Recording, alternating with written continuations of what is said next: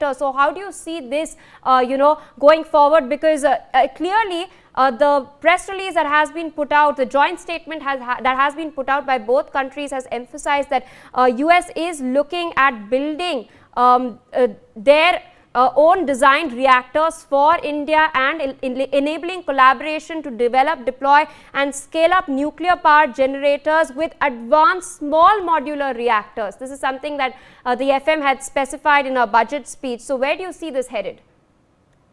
So, I think we have to look at this from a larger macro lens and then zoom into the energy space. So, at this point in time, India is a growing economy, and India needs partners and investors to come in and say, we trust your economy, we believe in your economy's growth. And the US is actually doing that. They are coming in and they're saying, we are going to invest in your economy. What is the one thing your economy will need to keep growing? And that is energy security. Today, India is exposed to a number of risks in the global energy markets, especially when they are importing oil and gas from Russia or from the Middle East. There is a lot of price fluctuation that we are also experiencing.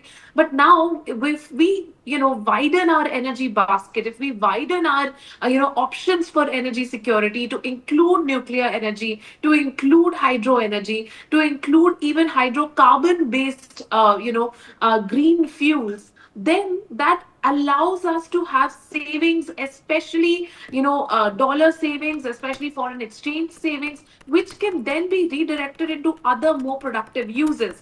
And all of this ends up benefiting a country like the US, because if we strike the 500 billion trade deal, and we are in a position where by 2030, the overall trade between India and the US increases to 500 billions, then both the countries are going to benefit, because you'll have growth in India and a lot of commodities being imported from the US to India, being sold here, and a strong Indian consumer is something that even the US markets need, because they will need to see at least one country in the world which is showing that kind of strong growth and strong purchasing power. And India is well primed to do that. But for that, we also need a long term trusted investor, and the US can be that partner for us. All right, I'd also like to rope in Mr. Gautam Mukherjee into this discussion.